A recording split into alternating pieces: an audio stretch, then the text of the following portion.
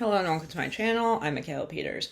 Today I'm going to talk about one of the perhaps problems. I'm not really sure if this is a problem.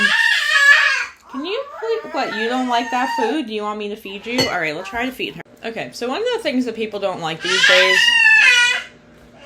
What, you don't want me talking? Is that what's going on here? Okay, lovely. Alright, so going back to this, now the baby's occupied by eating some delicious food, and I'm going to try to get a video out before we gotta go somewhere this morning. But yeah, I want this video to be talking about Dr. Google, because, okay, before AI was a thing, because now AI is just like a summary of like Google information, I do think it's true. I do think that AI can hallucinate, and I think that the biggest issue is it gives you outdated information. This is particularly an issue if you're trying to like look into things that are time sensitive, like when I was trying to look into getting Italian citizenship or different like programs I can apply for now that I'm poor in the US.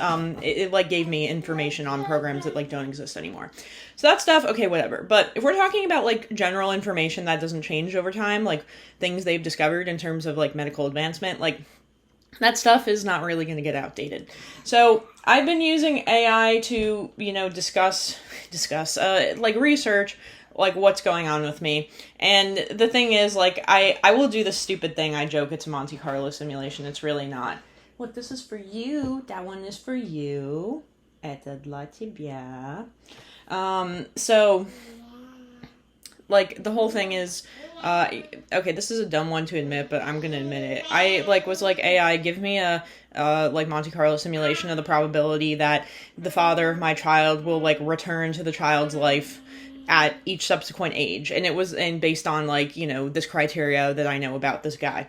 And then it's like, oh, well, it's like a 5 to 10% chance he's going to come back anytime soon. And so I, like, took that and was rolling with that. And then, like, lo and behold, a few weeks later, he decides to make a reappearance. So, look, like, sometimes you beat the odds in a lot of different ways. That's cool and stuff. Like, this is why it's just probability, because we don't really know, like, what the outcome is going to be. So, currently, with what's going on with my situation, the highest probability, based on everything I've described, and based on kind of how I've seen, like, the different doctors I've seen treat this case, like, look, no doctor is going to come out... You don't want this anymore? No doctor is going to come out and be like, alright, let's eat something else. Only she's eating this baby food I made yesterday that at first she kept rejecting, so that's an improvement. It's like, got carrots in it, and she likes carrots. Okay, so, it seems like based on what's going on, oh, come on, the highest probability, does this need more, like, liquid in it or something? The problem with carrots is they kind of, like, give this weird texture. The highest probability is non-Hodgkin's lymphoma, which my grandfather had, so that kind of, like, makes sense, to me. I also know, like, one other 20-year-old who had it, which I think I've mentioned this.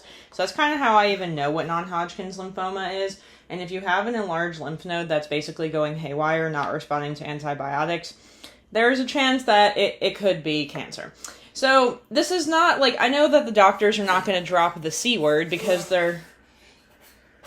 Here, we're going to fix this. Hold on. Actually, thinking back to this, when I apparently can't get through this video today, so I don't know how this is going to go. Alright, so the whole point of this, again, is Dr. Google. So, you know, again, pre-AI, when I used to have acne, I knew, like, everything about acne. Autism.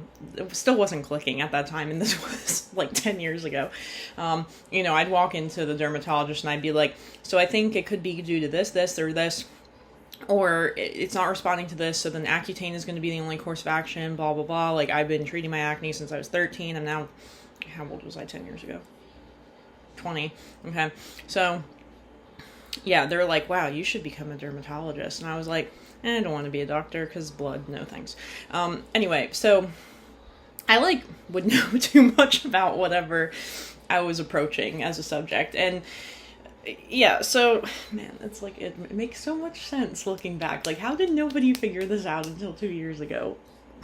Anyway, so I knew like everything about acne. I had an internship over the summer where I was stuck on a computer, but like I didn't have a lot of work, so like all I did was research acne for an entire summer.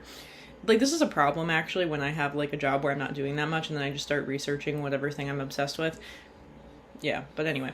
So the thing I'm obsessed with now is understanding where this like thing came from. And so like it's now like really starting to click. Well, first off, I went to the ER the first time. And they give you a paper on, like, what is this lymphom, whatever thingy, like the enlargement of a lymph node. And it's going through all these things it could be, and then at the end, it's like, it could be cancer. And I, like, asked the nurse who's taking care of me, I'm like, wait, this could be cancer? And she's like, oh, you know, they just put that in there because they have to, but it's probably not. But I'm like, all right, whatever, you know, not thinking about it. And then, like, you know, this thing is not responding to antibiotics.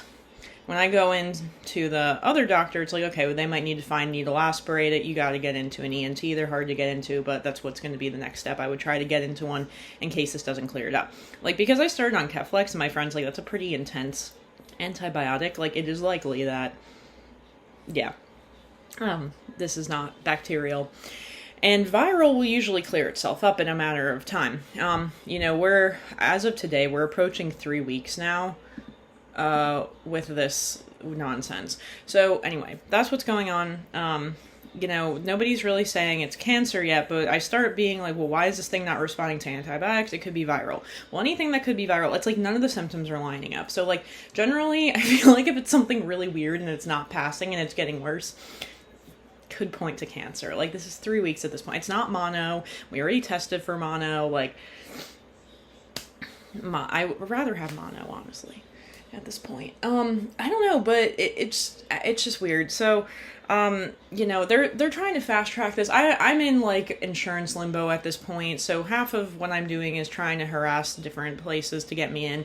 Thank God for the FQHD, because then I'm at the point where I go in and I'm like, hey, so either you're gonna need to do like a ultrasound or CT scan or eventually a biopsy. They're like, well, we're not gonna do a biopsy yet. We're gonna have to do the ultrasound first, and then we'll find out. So I went into the FQHC and had them order that. If I went into an ENT, it would have cost me more money. Then when I self-interpreted the ultrasound results by looking them up, and I didn't even have them, like, in the documentation yet. I just, as the woman was doing it, I'm like, hey, what's going on? And then she's explaining it, and I look it up. I'm like, yeah, this is bad. So then I rushed to the ENT. The ENT's not going to do anything either. They're just going to put you out for a biopsy. So, like, this is the whole thing. Is like, I already knew what this was going to look like because I'm looking it up. And it's like, people are like, oh, well, don't self-diagnose. Like, nah, the doctor. It's like, no, this is just standard medical information that is available online that you can find out, okay? Like, this is what the situation looks like. You have this thing. It's not responding to antibiotics. It could be 10 other things, but if it doesn't fit the criteria for, like, 9 of those 10 other things, it could be cancer. But it could also be, like, 3 different kinds of cancer. So that's just, like, this is just, like, reality. This is not, like, disinformation. It's not like I'm making this up. Like, you can go Google this yourself. Like, this is, like, known publicly available, like, information. I could go get a medical textbook. It would tell me the same thing. It's just, you know, we live in the era where we can Google it. Cool. But, you know, anyway, so that's everything that's going on. It seems like, so my point with the simulation, the Monte Carlo, you know, hey, AI, based on this, and this, like, what is the probability of it being this, or this? It's looking like at this point, it's like a 60% chance probability, or 60 to 80% chance probability it's non-Hodgkin's lymphoma, which is, like, okay, like, and I know nobody wants to think about it until it's a reality, but, like, I want to think about it before it's a reality, because this is going to, like, majorly alter the trajectory of my entire next year of life, so, like, I need to think about this, and it's like, dude, I'm sorry, but, like, at this point, it's like, I didn't have a place to live. I, like, was pregnant and left. Like, this is, like, a joke at this point. Like, getting cancer, like, whatever. Like, all you do is go in for treatment, and you might lose your hair, and that sucks, but, like, it'll grow back. Like, the bigger thing I'm worried about with, like, if I have cancer is, like, it could leave me infertile. I don't care. I have a kid, so good. And then the other thing that it can do, aside from that, is, like, it can majorly affect your health negatively for the rest of your life. I don't love that. It's not going to be fun. I just don't get it. I've always been, like, abnormally healthy. That's what I said when I was pregnant. I was like, yeah, there's no way I'm going to accidentally miscarry, because, like, A, miscarriage doesn't run in my family, and B, I'm abnormally healthy. So, like, I don't know. Maybe it's just, like, the sheer amount of stress I've been operating under for, like, the last 15 years of my life. You know, a lot of pressure, a lot of internalizing stuff. Half of that's my fault. Okay, like 75% of it's my fault. I will take accountability, but just, I don't even really know what to say. So, you know, it's just like, my family's like already like upset and not wanting to think about it, but like I want to think about it because like I gotta like change around a lot of things. I gotta pull the baby out of daycare that she's not even in yet. I have to figure out how I'm gonna pay for stuff because like, well, whatever, that's always a problem. That doesn't really affect that. But I have to stay near my family if I have to get chemo. So yeah, so it's just more of like planning. Like I mean, if not, like, if this isn't what's going on, like, thank God, but I'd be curious to figure out what the heck is going on, because at this point, this lump is not going away on its own, and it's looking pretty janky. I'm not appreciating this. It looks disgusting. So, I don't know, whatever, like, I'll survive. It's fine. Like, whatever. Like, I don't know. I mean, I was thinking about, like, if I would cry if it, like, happened, and I was like, I'd probably cry for like 2 seconds. Like, even with being pregnant, like, it sucked, and like there were times where I cried about the situation, but like it wasn't even that often because I was just really focused on like what I needed to do. So that's kind of what it is now. It's like, what do I need to do in this situation? And there are going to be times where it's sad, but like, oh well, it is what it is. So we'll find out, but I just don't understand why everybody's like, don't Google it. Nah, you're going to think you have cancer. Well, sometimes you do have cancer. Okay, so, like, wouldn't you rather know? I'd rather know. Apparently, if you'd like to know the psychological reason why I feel this way, it has to do with the fact that human brains do not process uncertainty well. Right, this is my whole, like, fear and paranoia of what if the dad ever comes back. And then he did, so now we have another fear and paranoia of what the heck is that even going to actually look like if that starts happening. But now it's not going to happen if I'm not going back to Finland, so whatever. But like, it's easier to just be like, okay, I have cancer, and tell myself that now than waiting for the results, which, like, it's been driving me crazy. I've just been trying to, like, hang out with friends and distract myself, just, like, have people in my house, because I'm, like, I don't want to think about it, like, but I can't stop thinking of autism, so, like, when I'm going to sleep at night, it's, like, Googling this, like, crazy, like, I don't know, so, whatever, it'll be fine, but, yeah, I just don't understand why people are like, don't Google anything. It's like, whether I know the information or not isn't going to change the situation, so, like, what does it matter? Then my one aunt is trying to tell me, well, you can, like, will yourself in and out of having cancer. I'm like, I'm not so sure I believe that, but, I mean, I'll will myself into living, like, you know, I am not going to not fight cancer. I'm not going to be like, oh, yeah, let me die from, no. Heck no. So they always say that, and I quote this a lot, dying is easy, living is hard. Like, when you have a kid, it's like it really redefines like what it means to you to like live. You want to be alive for your kids, not for you. I feel like having kids is the only thing that can truly make you selfless in life. It's been my experience. All right, so that's everything. We'll find out soon this week, and then because if I have cancer, I'm not even going back to an ENT. I'm just going straight to the oncologist, because the sooner you try to get rid of this thing, the better your odds. I'm not trying to catch cancer in 3rd or 4th stage. Even I feel fine right now, right? Like, I just have this weird thing, but like, nah, I'm not waiting. No thanks. All right, until next time. Bye.